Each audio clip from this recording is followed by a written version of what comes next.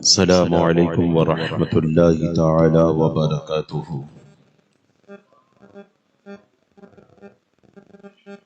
الحمد للہ الذی وکفی وسلام علی عبادہ الذین اصطفی، اما بعد فاعوذ باللہ من الشیطان الرجیم، بسم اللہ الرحمن الرحیم۔ مثل الذین ينفقون اموالهم فی سبیل اللہ کمثل حبۃ انبتت سبع سنابل فی کل سنبلۃ مئۃ حبۃ واللہ یضاعف لمن یشاء واللہ واسع علیم۔ الذین ينفقون اموالهم فی سبیل اللہ ثم لا يتبعون ما انفقوا منا ولا اذى لهم اجرهم عند ربهم ولا خوف عليهم ولا هم يحزنون۔ صدق اللہ العظیم وبلغنا رسوله النبی الامین متین الرؤوف الرحیم المختار الکریم، ونحن على ذلك لمن الشاہدین والشاکرین والحمد للہ رب العالمین۔ انتہائی عقیدت و محبت کے ساتھ آقائے نامدار، مدینے کے تاجدار، دو عالم کے مالک و مختار، حضور سید الاخیار والابرار، روحی فدا،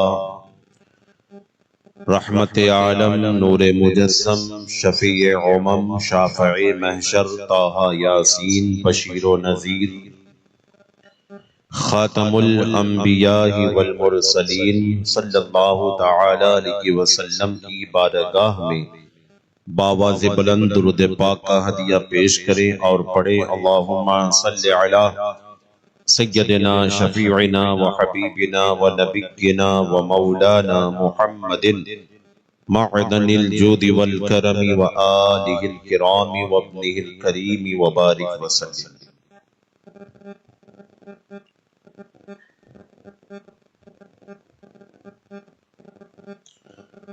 یعنی عثمان صاحب قمیص ہدا،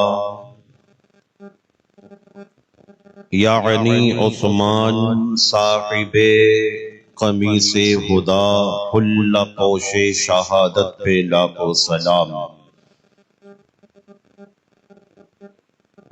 وہی ہے پیکر شرم و حیا ذوالنورین، وہی ہیں پیکر شرم و حیا ذوالنورین، مقام ان کی حیا کا حضور جانتے ہیں۔ تیرے چاروں ہمدم ہیں یک جاں یک دل، تیرے چاروں ہمدم ہیں یک جان و یک دل، ابو بکر و فاروق و عثمان و علی ہے۔ آج کی اس نورانی بزم پاک کے اندر ذکر شہدائے کرب و بلا کی چوتھی محفل کے اندر ہم اور آپ صحابی رسول، خلیفۃ المسلمین، امیر المؤمنین حضرت سیدنا عثمان غنی رضی اللہ تعالی عنہ کی سیرت پر کچھ گفتگو کرنے اور سننے کے لیے حاضر ہوئے ہیں۔ حضرت عثمان غنی رضی اللہ تعالی عنہ کا مقام اور آپ کا مرتبہ اتنا بلند و بالا ہے کہ اللہ تبارک و تعالی نے آپ کی فضیلت اور آپ کے مرتبے کو قرآن مجید فرقان حمید میں کئی جگہوں پر بیان فرمایا ہے۔ اللہ کے رسول دانائے غیوب صلی اللہ تعالی علیہ وسلم نے آپ کی فضیلت اور آپ کی عظمت کا چرچا احادیث کریمہ میں بیان فرمایا ہے۔ یہی وجہ ہے کہ حضور کے جتنے بھی صحابہ ہیں وہ ایک سے بڑھ کر ایک فضیلت رکھنے والے ہیں۔ آپ نے پہلے دن حضرت ابوبکر صدیق کا ذکر سنا تو آپ کو ایسا لگا ہوگا کہ واقعی وہ فضل و کمال والے ہیں۔ کل جب آپ نے فاروق اعظم کا ذکر سنا تب بھی آپ کو ایسا لگا ہوگا کہ واقعیت میں فاروق اعظم بھی فضل و کمال والے ہیں۔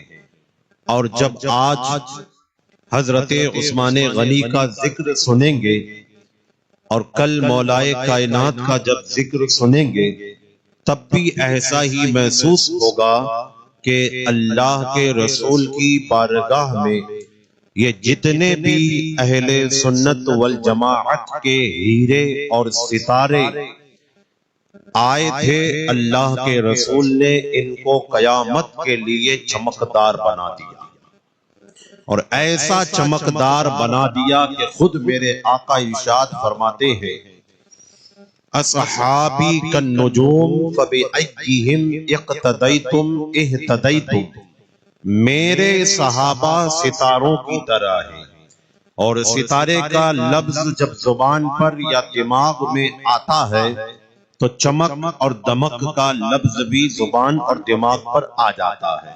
تو مطلب کیا ہوا کہ ہر صحابی اپنے اپنے مقام پر عظمت والا ہے، ہر صحابی اپنی اپنی جگہ پر عظمت و رفعت والا ہے، چاہے وہ فاروق اعظم ہو، صدیق اکبر ہو، عثمان غنی ہو، مولائے کائنات ہو، عشرہ مبشرہ ہو، اصحاب بدر ہو، اصحاب احد ہو، اصحاب خندق ہو، اصحاب غزوہ تبوک ہو، مہاجر صحابہ ہو، انصار صحابہ ہو، مکی صحابہ ہو، مدنی صحابہ ہو، قبل ہجرت والے صحابہ ہو، بعد ہجرت والے صحابہ ہو، جتنے بھی صحابہ کرام ہیں وہ سب اہل سنت والجماعت کے نزدیک عظمت والے ہیں۔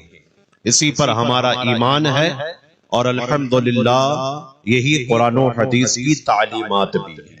اب حضرت عثمان غنی رضی اللہ تعالی عنہ کی شان، آپ کی فضیلت، آپ کی عظمت، اس پر میں تذکرہ کروں، تبصرہ کروں، اس سے پہلے قرآن مجید کی وہ آیہ پاک جو سورہ بقرہ کی تیسرے پارے کی تیسرے رکوع کی پہلی آیت پاک ہے، جن کو میں نے تلاوت کرنے کا شرف حاصل کیا۔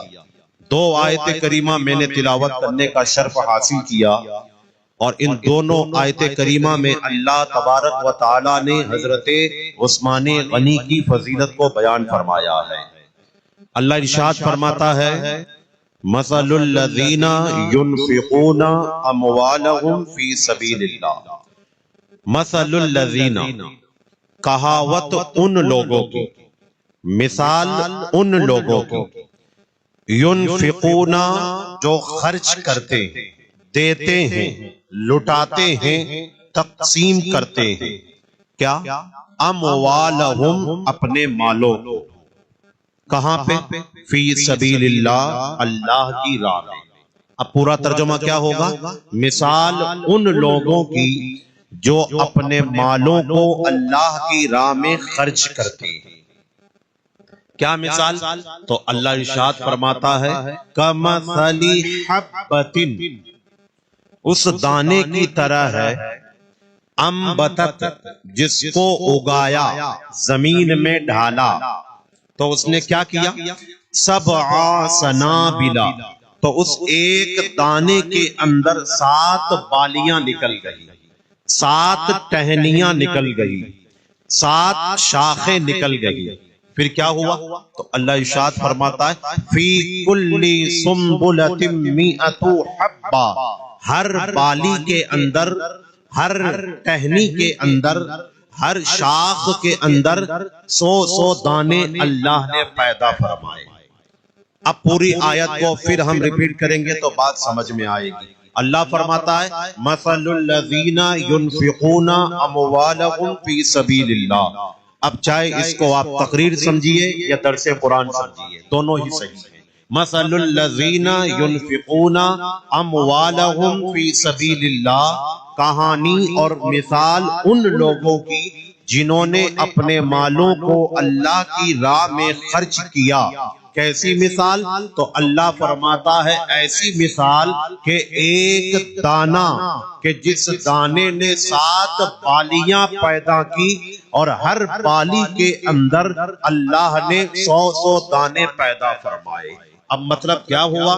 ایک دانہ کسی بندہ مومن نے زمین میں کھیتی کرنے کے لیے اگر ڈال دیا، پانی دیا، سورج کی روشنی پڑی، تپش پڑی، گرمی پڑی، دھوپ پڑی، وہ پھلا پھولا اور وہ تیار ہوا، تو اب زمین کے اندر کس کی قدرت کام کرتی ہے؟ پروردگار عالم کی۔ ہمارا کام اتنا ہے کہ ہم نے دانہ لگا دیا، پانی دے دیا، اب باقی یہ اللہ کی قدرت ہے کہ جتنا پانی اسے ضرورت ہے، یا جتنی دھوپ کی ضرورت ہے، جتنی ہوا کی ضرورت ہے، ان تمام چیزوں کو پروردگار عالم اپنے نظامی قدرت سے پورا فرماتا ہے۔ تو اب اس کے اندر 7 الگ الگ بالیاں اور ٹہنیاں نکلتی ہیں، ہر ٹہنی کے اندر 100 دانے اللہ پیدا فرماتا ہے۔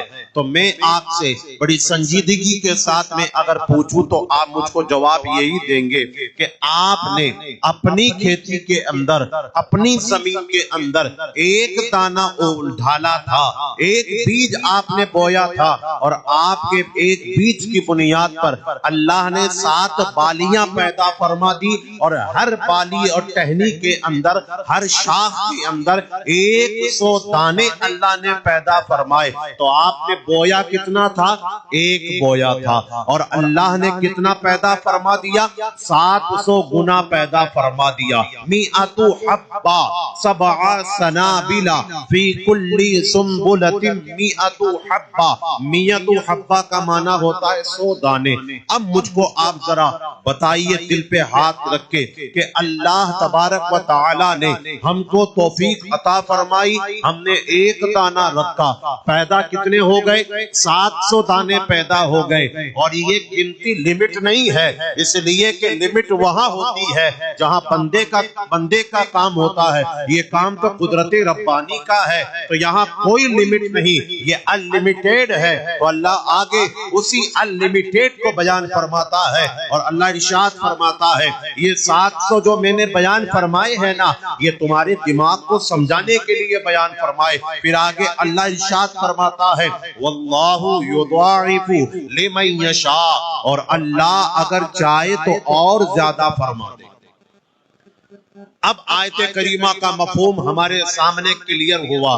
اب یہیں سے میں ذکر شہدائے کرب و بلا کی محفل کے اندر محافل امام حسینی پہ تعاون اور خرچ کرنے والوں کے اعتبار سے ایک جملہ دینا چاہتا ہوں کہ آپ قرآن مجید کی سورہ بقرہ کی 3 پارے کی 3 رکوع کی یہ پہلی اور دوسری آیت کا ترجمہ چاہے آپ زکوٰۃ کے طور پر لے لیں، صدقے کے طور پر لے لیں، فطرے کے طور پر لے لیں، منت کے طور پر لے لیں، نذر کے طور پر لے لے، قسم کے کفارے کے طور پر لے لے، غریب کی مدد کے لیے لے لے، امداد کے لیے لے لے، یا تعاون کے لیے لے لے، یا مسجد میں دینے کے لیے لے لے، یا مدرسے میں دینے کے لیے لے لے، جامعات و ادارات میں دینے کے لیے لے لے، یا مشن اور جماعتوں کو دینے کے لیے لے لے، یا دارالعلوم کو دینے کے لیے لے لے، یا کسی غریب کے گھر بنانے کے لیے لے لے، یہ مثال ہر جگہ بالکل صادق نظر آئے گی۔ اب میں آپ کو کہوں گا،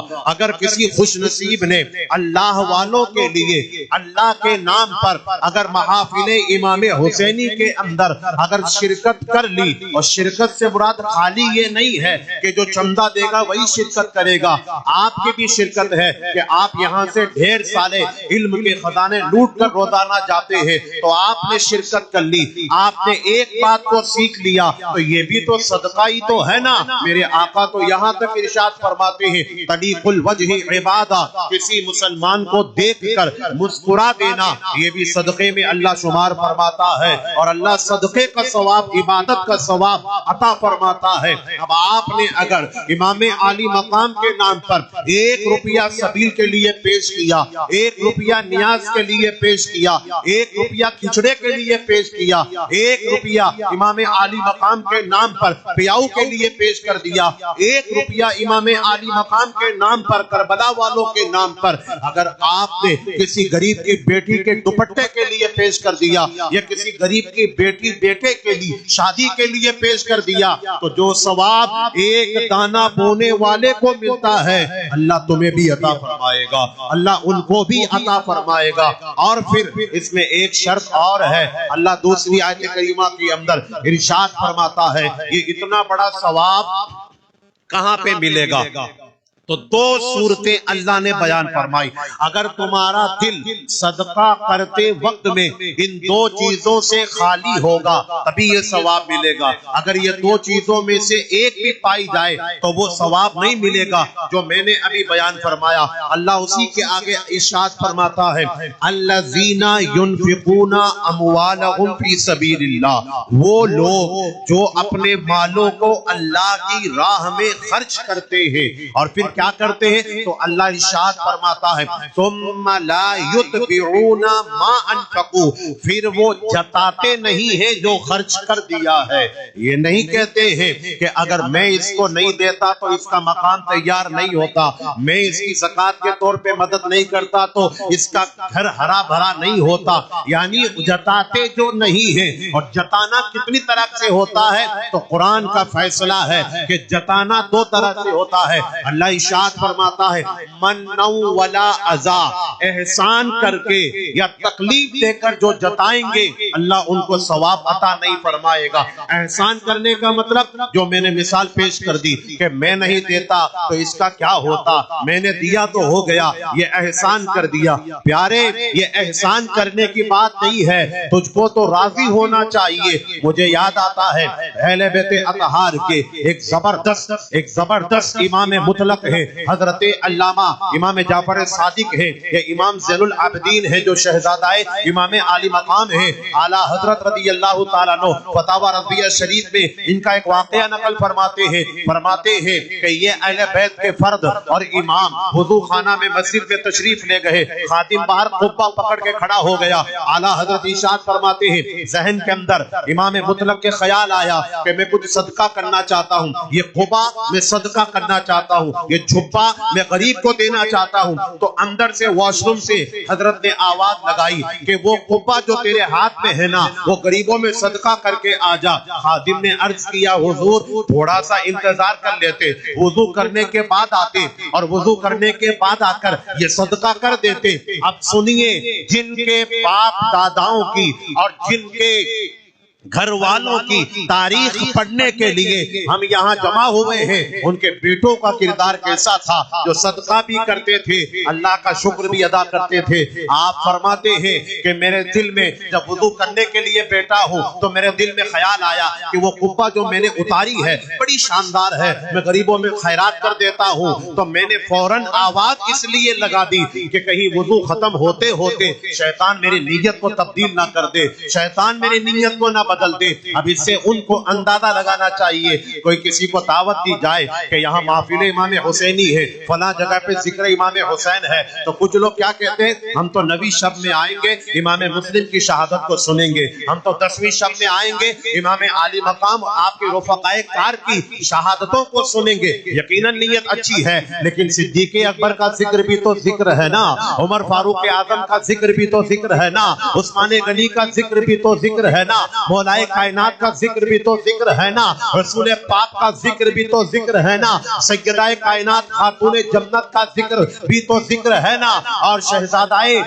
مولائے کائنات کا ذکر بھی تو ذکر ہے. تو پھر ہم کیوں نہیں سوچتے کہ کل جو کرنا ہے وہ آج کریں گے, اور آج جو کرنا ہے وہ ابھی کریں گے. چنانچہ اللہ ارشاد فرماتا ہے, من نو ولا ازا, احسان نہ جتایا جائے. ازن کا معنی گندگی ہوتا ہے. میرے آقا حدیث پاک کے اندر ارشاد فرماتے, اللہ نے ایمان کے 70 درجے پیدا فرمائے, اور ان میں سب سے بڑا درجہ یہ ہے اللہ الہ الا اللہ, کہ تو گواہی دے کہ اللہ کے سوا کوئی معبود نہیں. اور ان میں سب سے چھوٹا درجہ کیا ہے, تو میرے آقا ارشاد فرماتے ہیں اماطۃ الاذى, اذن اذا, اماطۃ الاذى عن الطریق, راستے میں پڑی ہوئی گندگی کو ہٹا دینا, یا راستے میں پڑی ہوئی تکلیف دینے والی چیز کو ہٹا دینا, یہ بھی ایمان کے 70 درجوں میں ایک درجہ شمار کیا گیا. اب آپ اندازہ لگائیں, احسان اگر آپ نے نہیں جتایا, اللہ کی رضا کے لیے دیا, تکلیف آپ نے غریب کو نہ دی, اللہ کی رضا کے لیے دیا, تو پھر سمجھ جائیے اللہ ارشاد فرماتا ہے ایسے لوگوں کا اجر لہم اجرہم عند ربہم, ایسے لوگوں کا اجر اللہ کے نزدیک ہے,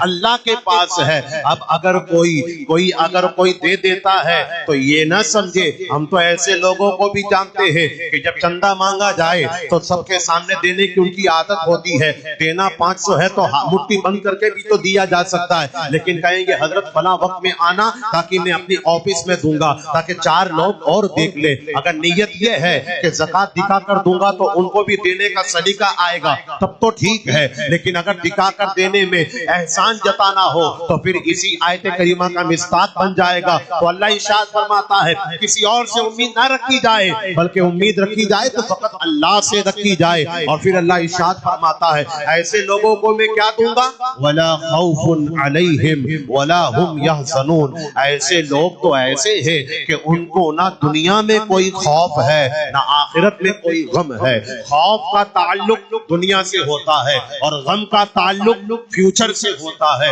نہ غم ہے نہ خوف ہے. اب یہ دونوں آیت کریمہ پڑھنے کے بعد میں یہ عرض کرنا چاہتا ہوں, یہ آیت کریمہ آپ لیجئے, قرآن مجید کھولیے, تفسیر قرآن کھولیے اور آپ رکھیے, اور پھر ایک طرف حضرت عثمان غنی کی زندگی کو پڑھیے, تو آپ کا دل کہے گا, میں کہوں نہ کہوں, آپ کا دل کہے گا واقعی میں یہ قرآن کی آیتیں یہ بیان کر رہی ہے کہ اگر ان آیتوں کو صحیح معنوں میں کسی نے عمل کر کے دکھایا ہے تو وہ حضرت عثمان غنی کی ذات پاک نظر آتی ہے. اب میں کچھ جھلکیاں آپ کو دکھاؤں. میرے آقا صلی اللہ تعالی علیہ وسلم ارشاد فرماتے ہیں, منبر پہ میرے آقا تشریف فرما ہے, میرے آقا نے فرمایا آئین عثمان, عثمان کہاں ہے؟ حضرت عثمان غنی نے عرض کیا یا رسول اللہ انا حاضر, میں حاضر ہوں. میرے آقا علیہ السلام نے فرمایا ادلو یا عثمان, عثمان میرے قریب آؤ. پتہ کیا چل رہا ہے کہ اللہ کی حمد بیان کرتے ہوئے, منبر پہ اللہ کی حمد ہی تو بیان کی جاتی ہے, رسول پاک کی عظمت ہی تو بیان کی جاتی ہے. اللہ کی تعریف کرتے کرتے حضرت عثمان کو رسول پاک کا یاد کرنا, یہ اس بات کی دلیل ہے کہ میرے آقا کے دل میں عثمان غنی کی کتنی محبت پائی جاتی ہے. آپ نے یہ روایت پڑھ لی اور یہ بھول گئے. جب عاشورہ کا دن آیا تو یہ روایت ہر جگہ پڑھی جاتی ہے, ہمارے یہاں تو پڑھی ہی جاتی ہے, ان کے وہاں امام باڑوں میں بھی پڑھی جاتی ہے کہ امام حسن بہت چھوٹے تھے تو رسول پاک نے اپنی گود میں بٹھا لیا, خطبہ بند کر دیا, نماز میں تھے تو امام حسین کو اپنی کندھے پہ بٹھا لیا, پیٹھ پہ بٹھا لیا. یقیناً یہ روایت حق ہے, ہمیں انکار نہیں, لیکن یہ بھی تو روایت حدیث پاک میں آئی کہ عین خطبہ دیتے وقت میں میرے آقا نے فرمایا میرا عثمان کہاں ہے. اس سے کیا پتا چلتا ہے کہ اللہ کے رسول کے دل میں عثمان کی کتنی محبت ہے. اور خالی پوچھا نہیں, بلکہ میرے آقا نے جب عثمان غنی کو دیکھ لیا تو ارشاد فرمایا عثمان قریب آؤ. حضرت عثمان کھڑے ہوئے. شرمندہ تو شرم تو ان کے اندر موجود تھی, شرم و حیا کے پیکر تو تھے. نگاہیں جھکا کر آئے اور جھکا کر آنے کے بعد میرے آقا کے قدمین شریفین کو دیکھنے لگے. میرے آقا نے ارشاد فرمایا عثمان اور قریب آؤ. حضرت عثمان اور قریب آئے. میرے آقا نے, راوی بیان فرماتے, میرے آقا نے خطبے کو روک کر حضرت عثمان سے مصافحہ فرمایا, اور مصافحہ فرمانے کے بعد میرے آقا منبر سے کھڑے ہوئے. اور میرے آقا منبر سے کھڑے ہوئے تو حضرت عثمان غنی کو گلے لگا لیا. اور جب گلے لگا لیا تو راوی حدیث بیان کرتے ہیں کہ ہم نے کیا دیکھا کہ عثمان کی دونوں آنکھوں کے بیچ میں, یعنی جو پیشانی کا جو بیچ کا حصہ ہے, یہاں میرے آقا نے بوسائے عثمان عطا فرمایا. اب اس حدیث پاک سے کیا پتا چلتا ہے کہ عثمان وہ ہے کہ جس کو میرے آقا خطبے کے دوران یاد فرمائے. عثمان وہ ہے جس کے لیے میرے آقا کھڑے ہو جائیں. عثمان وہ ہے جس کو میرے آقا منبر پہ قریب آنے کو فرمائے. عثمان وہ ہے کہ جس کے لیے میرے آقا منبر چھوڑ دے. عثمان وہ ہے کہ جس سے میرے آقا مصافحہ فرمائے.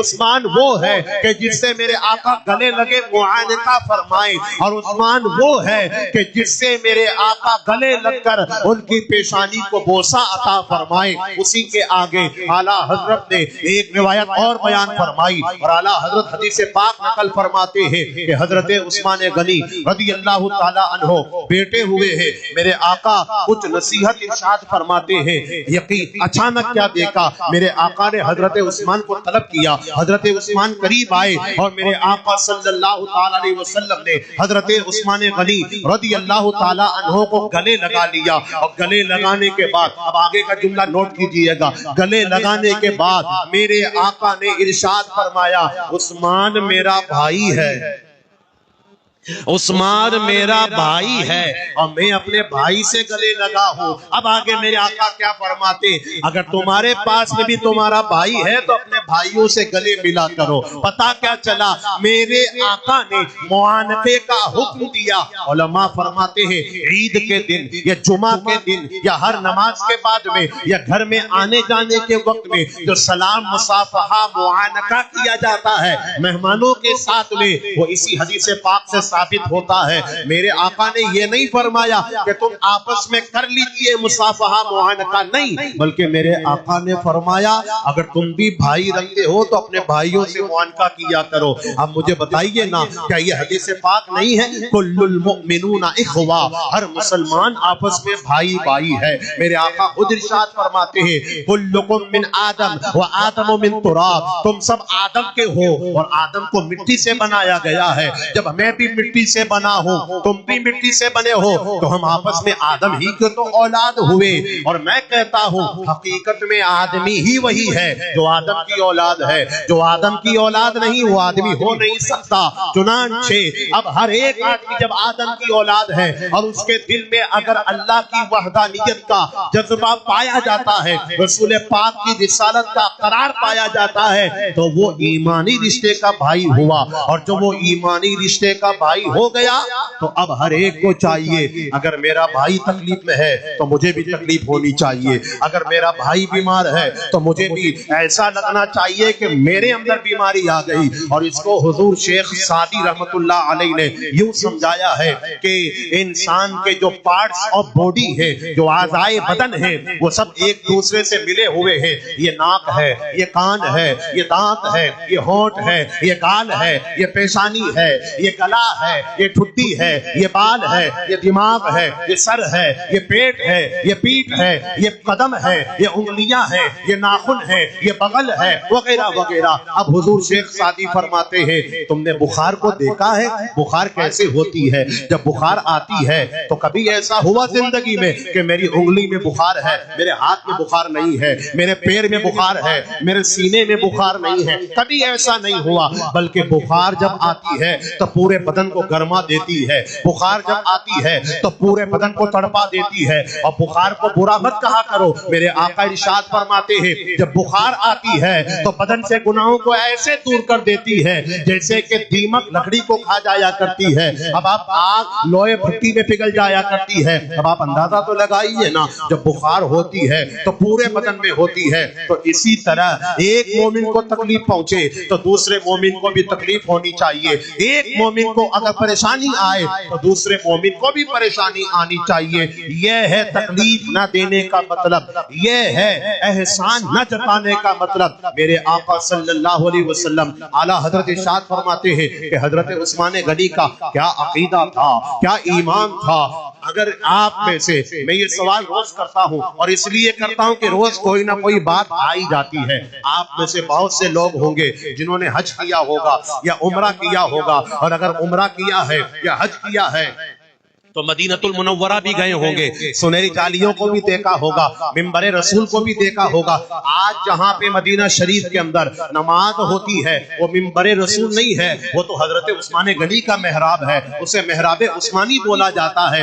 منبر رسول اس کے سائیڈ میں ہے جسے الگ رکھا گیا، وہاں کوئی نماز نہیں پڑھتا ہے، ہاں نفل نماز جنت کی کیاری کے اندر پڑھی جاتی ہے۔ تو 3 زینے بنائے گئے، جیسے کہ آپ کا یہ منبر ہے، اس میں بھی 3 زینے ہیں۔ رسول پاک کا جو منبر تھا اس میں بھی 3 زینے تھے۔ سب سے اوپر کھڑے ہو کر میرے آقا خطبہ ارشاد فرمایا کرتے تھے۔ جب میرے آقا تشریف لے گئے دنیا سے تو ابو بکر صدیق دوسری جگہ پہ کھڑے ہو کر خطبہ ارشاد فرماتے تھے۔ اب مجھے کوئی کہے کہ یہ دوسرے پہ کھڑے ہونے کی ضرورت کیا تھی، پہلے پہ کھڑے ہوتے اور اونچا نظر آتے، دور دور تک لوگ دیکھ لیتے۔ ارے پاگل تو نہیں جانتا، ابو بکر کا عقیدہ یہ بتا رہا ہے کہ جب ابو بکر نبی کی طرح نہیں ہو سکتا تو آج کا یہ دیابنا نبی کی طرح کیا ہو سکتا ہے۔ ابو بکر نے یہ پیغام دیا ہے ہم نبی کی طرح نہیں ہیں بلکہ نبی افضل و اعلیٰ ہے، نبی نے جہاں قدم رکھ دیا وہ قدم رکھ دیا، ہم اس سے نیچے کھڑے ہو جائیں گے۔ عمر کا دور آیا تو وہ سب سے نیچے کھڑے ہونے لگے۔ اب سینے تو 3 ہی تھے نا، ایک پہ رسول کھڑے ہو گئے، ایک پہ ابو بکر کھڑے ہو گئے، ایک پہ عمر کھڑے ہو گئے۔ اب حضرت عثمان غنی کا دور آیا، اب سوال یہ پیدا ہوا کہ خلیفہ مسلمین کو دیکھیں گے پہلے پہ کھڑے ہوتے ہیں یا دوسرے پہ کھڑے ہوتے ہیں یا تیسرے پہ کھڑے ہوتے ہیں۔ حضرت عثمان غنی اسی جگہ کھڑے ہو گئے جہاں رسول پاک کھڑے ہوا کرتے تھے، اور اعلیٰ حضرت نے یا کیا بہترین نقطہ ارشاد فرمایا میرے امام نے کہا حضرت عثمان چاہتے ابو بکر کی جگہ کھڑے ہو جاتے تو لوگ ابو بکر عثمان کو برابر سمجھ جاتے، اگر حضرت عثمان عمر کی جگہ کھڑے ہو جاتے تو لوگ عثمان اور عمر کو برابر سمجھ جاتے۔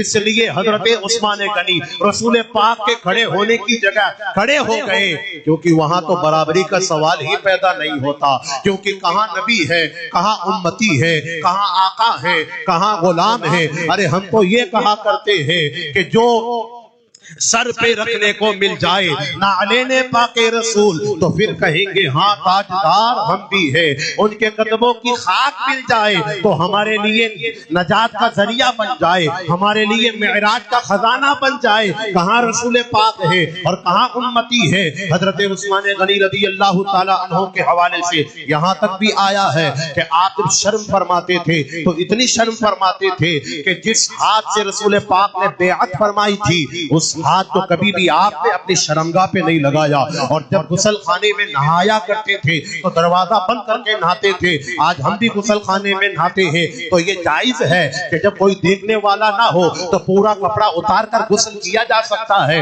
لیکن حضرت عثمان غنی کے بارے میں آتا ہے بالغ ہونے کے بعد سے لے کر موت تک، انتقال تک، پوری زندگی میں کبھی بھی اپنی شرمگاہ کو کبھی نہیں دیکھا۔ اللہ اکبر، یہ کیسی شرم و حیا ہے۔ تبھی تو شاعر اسلام نے کہا تھا وہی ہے پے کرے شرم و حیا ذوالنورین، مقام ان کی حیا کا حضور جانتے ہیں، مقام ان کی حیا کا حضور جانتے ہیں۔ یوں ہی تو میرے آقا نے نہیں فرمایا تھا کیا میں عثمان سے شرم نہ کروں؟ میں دیکھتا ہوں کہ آسمان کے فرشتے عثمان سے شرم کرتے ہیں۔ ایسے عثمان غنی رضی اللہ تعالیٰ عنہ ہے، کسی کے نکاح کے اندر حضرت آدم سے لے کر آج تک نبی کی 2 بیٹی بیٹیاں نہیں آئی, لیکن حضرت عثمان غنی کے نکاح میں نبی کی دو بیٹیاں آئی. پہلے حضرت رقیہ کی شادی ہوئی. حضرت رقیہ کا جنگ بدر کے موقع پر جب انتقال ہوا تو حضرت ام کلثوم سے آپ کا نکاح فرمایا گیا. اب میں آپ کو یہ بھی بتاتا ہوا چلو, پارہ نمبر 26 ہے. اللہ ارشاد فرماتا ہے لقد رضی اللہ عن المؤمنین اذ یبایعونک تحت الشجرہ فعلم ما فی قلوبہم فانزل السکینہ. آپ نے یہ واقعہ غالباً پچھلے مہینہ میں نے ہی بڑا مختصر بیان کیا تھا, اور میں نے وعدہ بھی کیا تھا کہ مکمل بیان کروں گا. بیعت الرضوان کا واقعہ ابھی ہمارے معاویہ صاحب نے جو کلام پڑھا بیعت الرضوان کا, یہ بیعت الرضوان کیا ہے اس کو میں آپ کو سمجھاتا ہوں. آپ لوگ مرید بنتے ہیں تو مرید بن گئے, آپ کا پیر ہے, آپ اس کے مرید ہیں, لیکن رسول پاک صلی اللہ علیہ وسلم نے صلح حدیبیہ کے موقع پر جو مکہ اور مدینے کے بیچ میں ایک کنواں تھا, اسی کنویں کے پاس میں بیٹھ کر حضرت عثمان غنی کو بیعت کیا تھا. 1400 صحابہ کرام کو بیعت کیا تھا. وہ بیعت کیوں ہوئی تھی تو اس کا بیک گراؤنڈ اور اس کا پس منظر اور اس کا فلسفہ میں آپ کے سامنے 3 منٹوں کے اندر بیان کر کے آگے بڑھتا ہوں. آپ دیکھیں جب صلح حدیبیہ پہ میرے آقا آئے, یہ حضور کا عمرے کا وقت تھا, عمرے کا احرام باندھا ہوا تھا. میرے آقا نے حضرت عمر سے فرمایا اے عمر جاؤ مکے والوں کے پاس میں جاؤ اور کہو کہ اللہ کا محبوب عمرہ کرنا چاہتا ہے, اگر وہ پرمیشن دے دے تو مجھ کو خط لکھ دینا, میں بھی 1400 صحابہ کرام کے ساتھ میں آ جاؤں گا. حضرت عمر فاروق اعظم نے کہا حضور آپ تو جانتے ہیں نا کہ وہ مکے والے مجھ پہ کتنا ظلم کرتے ہیں اور وہ مجھے کتنا مانتے ہیں نہیں مانتے ہیں, میں جاؤں گا تو بات بڑھ جائے گی. آپ حضرت عثمان غنی کو بھیج دیجئے. جب حضرت عثمان غنی کو بھیجا گیا تو یہ افواہ اڑ گئی کہ حضرت عثمان غنی کو مکہ والوں نے شہید کر دیا. جب یہ شہادت کی خبر ادھر ادھر اڑتی اڑتی صلح حدیبیہ تک پہنچی, میرے آقا تو جانتے تھے کہ عثمان کو شہید نہیں کیا گیا, لیکن میرے آقا نے پھر بھی اپنا ہاتھ بلند فرمایا, اور ہاتھ بلند فرمانے کے بعد میں میرے آقا نے ارشاد فرمایا میں بیعت لینا چاہتا ہوں کہ اگر عثمان کو قتل کر دیا گیا تو ہم عثمان کے قاتلوں سے بدلہ ضرور لیں گے, ہم ان سے انتقام ضرور لیں گے. سب نے کہا یا رسول اللہ ہم بیعت کرتے ہیں. میرے آقا نے اپنا سیدھا ہاتھ لیا, صحابہ نے اپنا ہاتھ رکھا, ابو بکر آئے بیعت ہو گئی, عمر آئے بیعت ہو گئی, ابو ہریرہ آئے بیعت ہو گئی, ابو ذر آئے بیعت ہو گئی. سب نے بیعت کر لی. اب جب سب نے بیعت کر لی تو میرے آقا نے فرمایا یہ میرا ہاتھ ہے اور یہ میرے عثمان کا ہاتھ ہے. اپنے ہاتھ کو میرے آقا نے عثمان کا ہاتھ کہا میرا عثمان اللہ کے کام میں گیا ہوا ہے, اللہ کے دین کے کام میں گیا ہوا ہے, اس لیے عثمان غنی کی طرف سے میں بیعت کرتا ہوں. اب ذرا مجھے بتائیے جس رسول پاک نے اپنے ہاتھ کو عثمان کا ہاتھ کہا ہے اس عثمان غنی کا مقام کتنا بڑا ہوگا. اللہ نے ارشاد فرمایا لقد رضی اللہ عن المؤمنین, اللہ راضی ہو گیا مسلمانوں سے. کب؟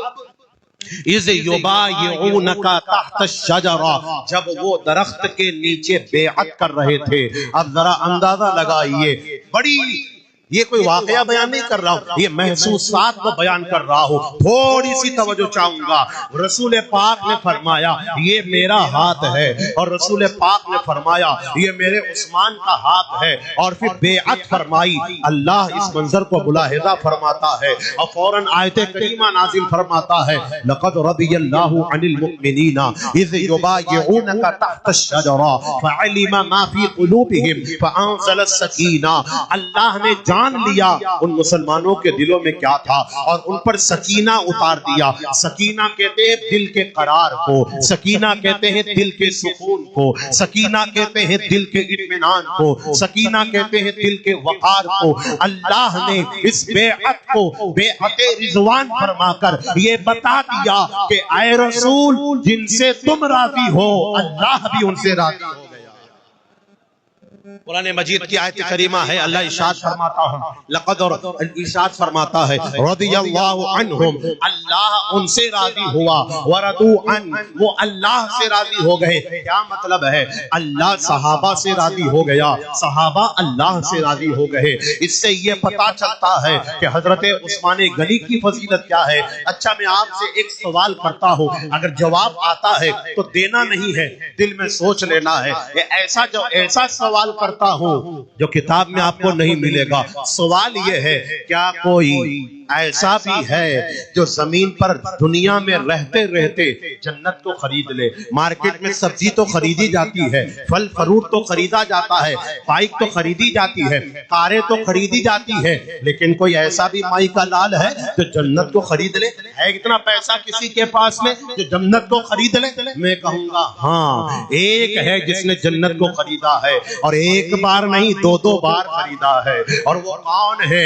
حضرت عثمان غنی رضی اللہ تعالیٰ عنہ ہے. میرے آقا منبر پہ تشریف فرما ہوئے اور میرے آقا نے ارشاد فرمایا یہ مدینے کے اندر جو پانی آتا ہے یہ پانی بڑا کھارا پانی آتا ہے, کچھ میٹھے پانی کا اہتمام, یہ عرب کے اندر جو پانی آتا ہے کھارا پانی آتا ہے, کچھ اچھا پانی ہو جائے تو پورے مدینے کے اندر ایک ایسا کنواں تھا جس کا پانی شہد کی طرح میٹھا تھا, جس کا پانی بہت میٹھا تھا. آپ نے نام سنا ہوگا, اس کنویں کا نام بیر روما ہے. بیر روما کنویں کا نام تھا, روما اس آدمی کا نام تھا, اور بیر کا معنی فارسی میں کنواں ہوتا ہے.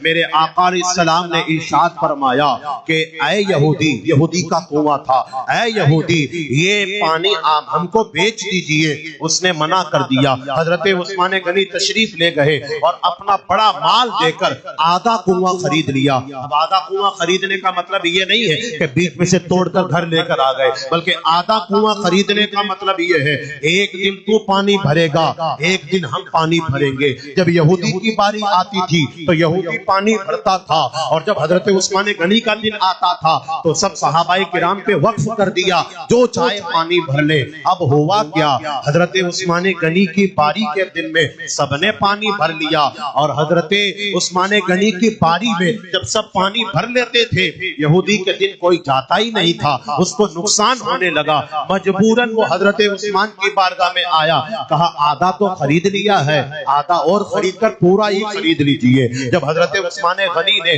پورا کنواں خرید لیا, رسول پاک کی بارگاہ میں حاضر ہوئے, یا رسول اللہ میں نے کنواں خرید لیا ہے, غالباً 50,000 چاندی کے سکوں میں خریدا تھا, میں نے خرید لیا ہے اور میں کیا کروں؟ اللہ کے رسول نے فرمایا وقف کر دیجئے. حضرت عثمان نے وقف کر دیا. میرے آقا منبر پہ تشریف فرما ہوئے, اور تشریف فرما ہونے کے بعد میں حضور نے فرمایا اے لوگوں گواہ رہنا, عثمان نے میری محبت میں اللہ کی رضا کے لیے مسلمانوں کے لیے اپنی جیب سے مال نکال کر کنواں خرید کر وقف کر دیا ہے. اس کے بدلے میں عثمان کو اللہ جنت عطا فرماتا ہے. یہ ہے جنت خریدنا.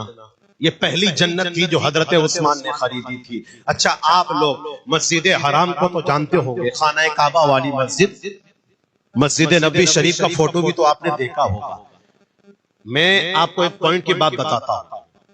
حجرہ عائشہ جو ہے نا, جس کو آج حجرہ عائشہ کے ساتھ میں جنت کی کیاری کہا جاتا ہے, بہت چھوٹی سی جگہ ہے, غالباً اس کے برابر ہی ایسے تھوڑی سی بڑی جگہ ہے. حضور کے زمانہ ظاہری کے اندر, شروعات کے اندر مسجد نبوی اتنی ہی تھی, اس کے علاوہ کچھ نہیں تھا. پہلے حضرت ابوبکر صدیق نے خرید کر مسجد کو بڑا کیا, اور اس کے بعد جب وقت آیا تو حضرت عثمان نے اپنا بڑا مال دے کر مسجد نبوی کا جو چاروں طرف کا صحن ہے یہ حضرت عثمان غنی نے خرید کر اللہ کے رسول کو پیش کیا. مسجد حرام کو آپ نے دیکھا ہوگا, بہت چھوٹی سی جگہ تھی وہ, جہاں خانہ کعبہ حجر اسود تھا. پہلے جب ضرورت پیش آئی اللہ کے رسول دانہ غیوب منبر پہ تشریف فرما ہوئے اور ارشاد فرمایا کون ہے جو مسجد حرام میں جگہ دے کر جنت میں جگہ خریدنا چاہتا ہے. اب حضرت عثمان غنی کہاں پیچھے رہنے والے تھے, ان کو مال سے محبت نہیں تھی پیارے. یہ تو ہمیں ہے جو مال مال مال مال, کاروبار کاروبار کاروبار کرتے کرتے چلے جاتے ہیں, پتہ بھی نہیں چلتا. میں اکثر کہا کرتا ہوں دادا کا کمایا ہوا بیٹا کھاتا ہے, دادا قبر میں انتظار کرتا ہے, اور بیٹا کا کمایا ہوا پوتا کھاتا ہے, اور بیٹا قبر میں انتظار کرتا ہے, اور پوتا کا کمایا ہوا پڑ پوتا سکڑ اکڑ نکڑ مکڑ پوتا کھاتا ہے, اور وہ انتظار کر کے رہ جاتے. اس لیے اپنے بیٹوں کے لیے چھوڑیے، حدیث میں آیا ہے کہ اپنے بیٹوں کے لیے بھی چھوڑیے، لیکن کم سے کم اپنی زندگی میں کچھ تو خیرات کیجئے کہ جو آپ خیرات کریں گے وہی آپ کو آگے کام آئے گا۔ نہیں پتہ آپ کے بیٹے آپ کے بعد میں خیرات کریں گے کہ نہیں کریں گے۔ یہ دنیا آنی جانی فانی ہے، آنکھ بند ہوتی ہے، پتہ بھی نہیں چلتا پیارے، چلتا چلتا آدمی چلا گیا، ہم سینکڑوں باتیں کرتے، اٹیک آ گیا ہوگا، یہ ہو گیا ہوگا، یہ کیوں نہیں سوچتے کہ اللہ کا وعدہ آ گیا تو یہ فلاں آدمی چلا گیا۔ اسی لیے کہ آدمی بلبلا ہے پانی کا تو سانس کا بلبلا ہے، جو سانس چلتی ہے تو زندگی ہے، اور جو سانس رکتی ہے تو موت ہے۔ جب سانس چلتی ہے تو یہ جہاں ہے، سانس رکتی ہے تو وہ جہاں ہے۔ اور اگر سانسوں کی مالا کے اندر اگر عظمت رسول کا چراغ بٹھا لیا، سانسوں کی مالا کے اندر عظمت صحابہ کا چراغ بٹھا دیا، سانسوں کی مالا کے اندر اہل بیت اطہار کا رنگ جما لیا، تو یہ سانسیں چلے گی تو یہ دنیا رہے گی، اور یہ سانسیں بند ہوگی تو وہ دنیا بنے گی۔ اور سانسوں کی ان مالا میں جب رنگ درود کا بھر جائے گا تو یہ جہاں ہو یا وہ جہاں ہو، رسول پاک کا ساتھ ملے گا، اور ہر جہاں میں رسول پاک کی محبت ملے گی۔ میرے آقا علیہ السلام نے فرمایا کون ہے جو خریدے گا؟ حضرت عثمان غنی نے مسجد حرام کے لیے، مسجد نبوی کے لیے اپنا مال پیش کیا، صحابہ نے خدمت کی، کاریگری کی، مسجد کو بڑھایا، خود میرے آقا نے بھی خدمت پیش فرمائی، اپنے مبارک کندھوں پر پتھر اٹھا کر میرے آقا مسجدوں کی تعمیر فرماتے تھے۔ صحابہ کہتے تھے یا رسول اللہ آپ آرام فرمائے، غلام حاضر ہے۔ میرے آقا فرماتے کہ نہیں، تم بھی کام کرو، میں بھی رب کی رضا کے لیے کام کروں گا۔ حضرت عثمان غنی کو میرے آقا نے فرمایا کہ اس نے مسجد نبوی کے لیے، مسجد حرام کے لیے جو جگہ پیش کر دی ہے، اس کے بدلے میں اللہ جنت میں عثمان کو جگہ عطا فرمائے۔ تو ایسے حضرت عثمان غنی ہے۔ اب ایک پوائنٹ کی بات اور عرض کرتا ہوں جو حضرت عثمان غنی کی فضیلت پر ہے۔ حضرت عمر فاروق اعظم کے بیٹے حضرت عبداللہ رضی اللہ تعالی عنہ سے ایک مصری غلام نے پوچھا کہ تم عثمان کو کتنا مانتے ہو؟ حالانکہ عثمان غنی بدر کی جنگ میں شریک نہیں ہوئے۔ توجہ چاہوں گا، عثمان غنی بدر کی جنگ میں شریک نہیں ہوئے، عثمان غنی احد کی جنگ میں شریک نہیں ہوئے، عثمان غنی صلح حدیبیہ میں بھی شریک نہیں ہوئے۔ یعنی وہ پوچھنے والا یہ پوچھ رہا تھا کہ جب وہ بدر میں شریک نہیں ہوئے، احد میں شریک ہوئے تھے، بعد میں فرار ہو گئے معاذ اللہ رب العالمین، اور بیعت الرضوان میں بھی موجود نہیں تھے، پھر کیسی فضیلت ہے؟ تو اب حضرت عبداللہ ابن عمر نے کہا پیارے سمجھ کی دیر ہے، تو جو سمجھتا ہے وہ غلط سمجھتا ہے، ہم جو سمجھتے ہیں وہ صحیح سمجھتے ہیں۔ دیکھ تو صحیح احد کے اندر ہوا کیا تھا کہ جب غزوہ احد سجی تھی تو 10 یا 12 صحابہ کرام کے، بڑی غور سے سنیے گا، 10 یا 12 صحابہ کرام کے علاوہ سب کے سب میدان چھوڑ کے چلے گئے۔ یہ حقیقت 10 یا 12 صحابہ کرام کے علاوہ ہوا کیا تھا کہ صحابہ کرام کے دل میں کچھ آیا کہ جنگ فتح ہو گئی، مال غنیمت آ گیا، تو جنگ چھوڑ دی۔ جب انہوں نے جنگ چھوڑ دی تو کافروں نے حملہ کیا، حضرت حمزہ بھی شہید ہوئے وغیرہ وغیرہ، وہ 17 صحابہ شہید ہوئے، تو وہ چھوڑ دی تھی۔ اللہ نے ارشاد فرمایا کہ جو غزوہ احد سے دور ہو گئے اللہ نے ان کو معاف فرما دیا۔ کیا فرما دیا؟ معاف۔ جب اللہ نے معاف فرما دیا تو ہمیں آپ کو بولنے کی کیا ضرورت ہے؟ ہمیں اور آپ کو بولنے کی کیا ضرورت؟ اللہ فرماتا ہے وَقُلْ لَوْ وَعَدَ اللَّهُ الْحُسْنَى، اللہ نے ہر صحابی کے ساتھ بھلائی کا وعدہ فرمایا ہے۔ پھر حضرت عبداللہ بن عمر نے فرمایا کہ دیکھ حضرت عثمان غنی بدر کے جنگ میں شریک نہیں ہوئے، میدان بدر میں شریک نہیں ہوئے، لیکن اگر آپ کو کہیں یوٹیوب پر یا نیٹ پر یا کہیں مسجد کے اندر وہ اگر آپ کو نقشہ مل جائے کہ جس میں اصحاب بدر کے نام لکھے ہوئے ہیں، کتنے تھے صحابہ کرام بدر میں؟ 313۔ کتنے تھے؟ اس میں حضرت عثمان غنی کا نام بھی ملے گا، حالانکہ بدر میں حضرت عثمان نہیں تھے۔ تو کوئی بھی آپ کو پوچھ سکتا ہے نا کل کالج کے اندر، مارکیٹ کے اندر، کہ یہ تو جھوٹ آ گیا حدیث پاک کے اندر کہ بدری صحابہ ہیں، حالانکہ وہ تو شریک ہی نہیں ہوئے. جب وہ شریک ہی نہیں ہوئے تو بدری صحابہ کیسے ہوئے؟ تو یہ جواب دے دینا میری طرف سے کہ جب بدر کا موقع آیا تھا تو حضرت رسول پاک علیہ السلام کی صاحبزادی نور ابن نور حضرت رقیہ رضی اللہ تعالی عنہا بیمار ہو گئی، اور اتنی بیمار ہو گئی کہ حضرت رسول پاک نے حضرت عثمان غنی سے فرمایا، اے عثمان تم بدر میں نہ جاؤ، میری بیٹی کا خیال رکھو، اللہ تمہیں یہی پہ بدر کا ثواب عطا فرمائے گا.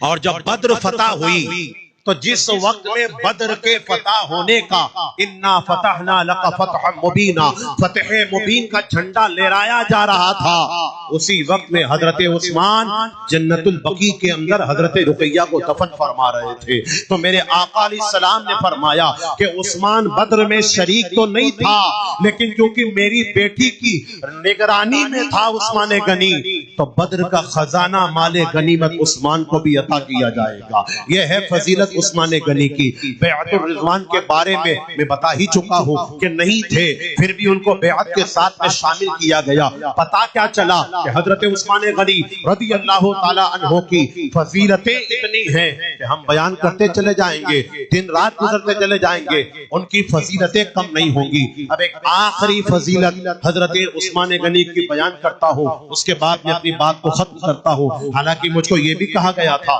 کہ عید غدیر کے حوالے سے بولنا ہے، وہ انشاءاللہ کل حضرت مولا کائنات کے ساتھ میں عید غدیر کا فلسفہ آپ کے سامنے رکھوں گا. آپ لوگ قرآن مجید پڑھتے ہیں کہ نہیں پڑھتے؟ نہیں پڑھتے؟ سب لوگ پڑھتے ہیں؟ کبھی کبھار ہفتے میں ایک بار، مہینے میں ایک بار، یا رمضان میں، موت میت میں، شادی خوشی میں کبھی نہ کبھی تو پڑھتے ہیں. اچھا مجھے یہ بتائیے، یہ قرآن جو ہمارے ہاتھ میں ہے کیا یہ اسی طرح نازل ہوا تھا کتابی شکل میں؟ نہیں نا. ایک آیت، دو آیتیں، 5 آیتیں، کبھی ایک لفظ، کبھی کچھ 23 سال لگے قرآن کو نازل ہونے میں. 23 ایئرز، 23 سال لگے قرآن کو نازل ہونے میں. اب سوال یہ پیدا ہوتا ہے، آپ نے جمعہ کے خطبے میں بھی سنا ہوگا امام صاحب سے کہ جب حضرت عثمان غنی کا نام آتا ہے تو وہ جامع القرآن کہتے ہیں. جامع القرآن کیا معنی ہے؟ قرآن کو جمع کرنے والا. تو قرآن کو جمع کرنے والا کون؟ حضرت عثمان غنی. کیسے؟ اعلیٰ حضرت فتاوی رضویہ شریف میں مکمل اس پر رسالہ تحریر فرماتے ہیں، اور فرماتے ہیں کہ جب قرآن مجید، بڑی توجہ کے ساتھ میں آخری بات میری، یہ بات ہے 2-2.5 گھنٹے کی، جس کو میں بیان کروں گا 5 منٹ میں، اور اگر آپ اس کا مطالعہ کرنے جاؤ گے تو آپ کو 2-4 دن لگانے پڑے گا.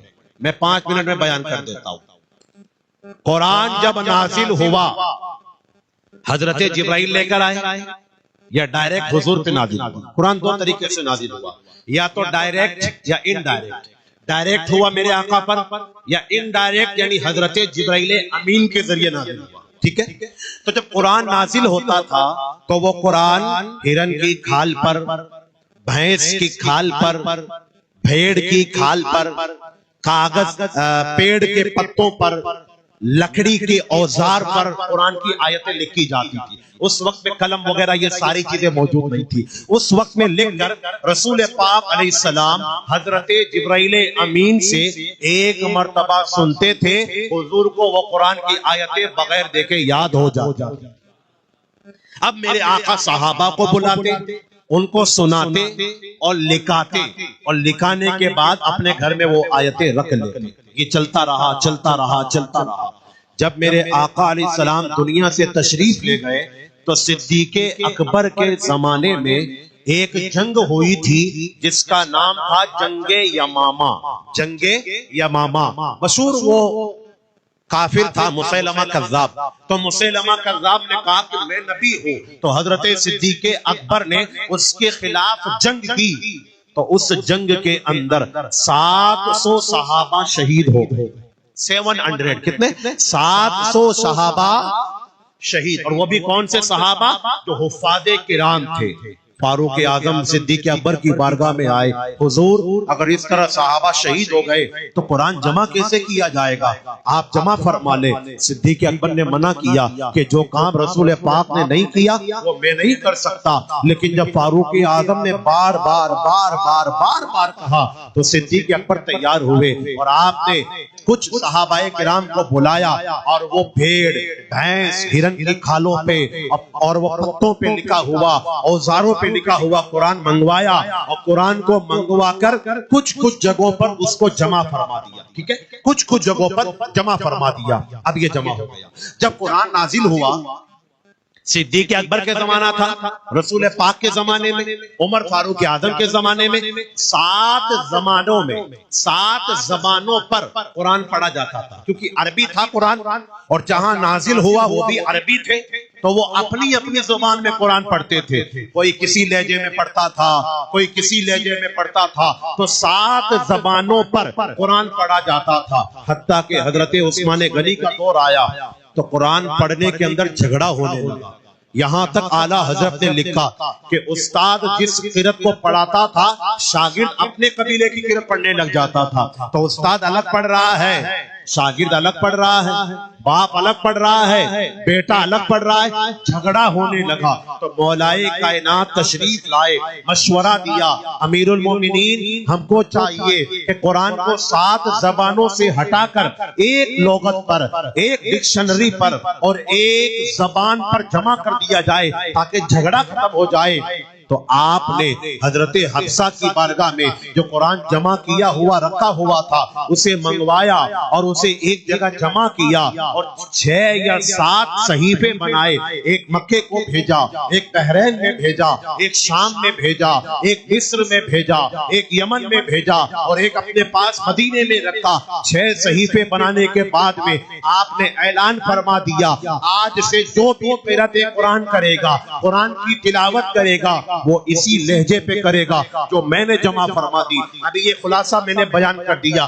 اب سنیے جامع القرآن کون ہے. تو اعلیٰ حضرت فرماتے ہیں اصل جامع القرآن اللہ تبارک و تعالی. کون ہے؟ اللہ. اور قرآن کی آیت بھی ہے, اللہ ارشاد فرماتا ہے اِنَّا عَلَيْنَا جَمْعَهُ وَقُرْآنَا, بے شک ہمارے ذمہ کرم پر ہے قرآن کو جمع کرنا, قرآن کو تلاوت کرنا, پڑھانا, یہ ہمارے ذمہ کرم پر ہے. تو اصل جامع القرآن اللہ تبارک و تعالی, اور اللہ تبارک و تعالی نے اپنے حبیب پر قرآن کو اتارا تو حضور نے صحابہ کو بتایا, تو حضور بھی کیا ہوئے؟ جامع قرآن ہوئے. پھر صدیق اکبر کے زمانے میں جب قرآن کے خلاف جھگڑا ہونے لگا تو صدیق اکبر نے اسے جمع کیا اپنے اعتبار سے. تو فاروق اعظم نے مشورہ دیا تھا, فاروق اعظم نے مشورہ دیا تو وہ بھی جامع القرآن ہوئے. اور صدیق اکبر کی خلافت میں جمع ہوا, وہ بھی جامع القرآن ہوئے. اور پھر اس سارے صحیفوں کو ایک جگہ جس ذات نے جمع کیا وہ عثمان غنی کی ذات ہے, اسی لیے حضرت عثمان کو جامع القرآن یعنی قرآن کا جمع کرنے والا کہا جاتا ہے. اب شیعہ لوگ کیا کہتے ہیں؟ بس آخری بات, ان کا عقیدہ ہے نا شیعوں کا کہ قرآن پورا نہیں ہے بلکہ ادھورا ہے. وہ کیا کہتے ہیں معاذ اللہ؟ قرآن پورا نہیں ہے بلکہ کیا ہے؟ ادھورا. وہ یہ کیا کہتے ہیں کہ قرآن کے اندر 40 پارے تھے, 30 پارے حضرت عثمان نے جمع کر دیے اور وہ 10 پارے ہٹا دیے جس میں مولائے کائنات کی فضیلت کو بیان کیا گیا تھا. معاذ اللہ. حالانکہ ہمارا عقیدہ یہ نہیں ہے, ہمارا عقیدہ یہ ہے جو اللہ نے 14ویں پارے میں بیان فرما دیا, اِنَّا نَحْنُ نَزَّلْنَا الذِّكْرَ وَإِنَّا لَهُ لَحَافِظُونَ, بے شک ہم نے قرآن کو نازل کیا اور قرآن کی حفاظت بھی ہم ہی کرنے والے ہیں. تو پتہ کیا چلا کہ اللہ نے قرآن نازل کیا, اللہ نے حفاظت فرمائی. اب اگر کوئی یہ کہے کہ قرآن ادھورا ہے تو معاذ اللہ وہ خود تو ادھورا ہو سکتا ہے, لیکن ہے قول محمد قول خدا. فرمان نہ بدلا جائے گا, بدلے گا زمانہ لاکھ مگر قرآن نہ بدلا جائے گا. یہ شان حضرت عثمان غنی رضی اللہ تعالی عنہ کی ہے. اتنا بڑا امام, ذوالنورین, نبی کا داماد, داماد پیغمبر, خلیفۃ المسلمین, امیر المومنین, لیکن آنکھوں میں آنسو آ جاتے ہیں جب ہم حضرت عثمان غنی کی شہادت کا ذکر کرتے. آپ نے یہ تو سنا ہوگا کہ امام حسین کے لیے 3 دن پانی بند کر دیا, لیکن جب بلوائیوں نے حضرت عثمان غنی رضی اللہ تعالی عنہ کو شہید کرنے کے لیے ان کے گھر کو گھیر لیا تھا, 8 دن تک حضرت عثمان کو پانی نہیں پینے دیا، مسجد نبوی میں نماز نہیں پڑھنے دی۔ حضرت عثمان کھڑکی میں جھانک کر کہتے تھے میرے بھائی علی کو بلا دیجئے مجھے پانی پلا دے، میرے بھائی علی کو بلا دیجئے مجھے مسجد میں نماز پڑھنے کی اجازت دے دے، لیکن بلوائی اتنے شدید تھے کہ انہوں نے کوئی نہ سنی۔ اور عین قرآن کی تلاوت کے وقت میں آپ کی بیوی حضرت نائلہ رضی اللہ تعالی عنہا کے قریب میں آپ پروار کیا اور آپ ذی الحجہ کے مہینے میں شہید ہوئے اور جنت البقیع کے اندر آپ کو دفنایا گیا۔ ایسے بڑے امام اور صحابی رسول کی بارگاہ میں ہم اور آپ کو چاہیے سچے دل سے ان کی بارگاہ میں خراج عقیدت پیش کریں اور آپ کا جو مشن ہے اس مشن پر ہم لوگ عمل کی کوشش کریں۔ اللہ تبارک و تعالی ہم سب کو کہی سنی باتوں پر عمل کی توفیق عطا فرمائے۔ استغفر اللہ ربی من کل ذنب و اتوب الیہ۔ السلام علیکم۔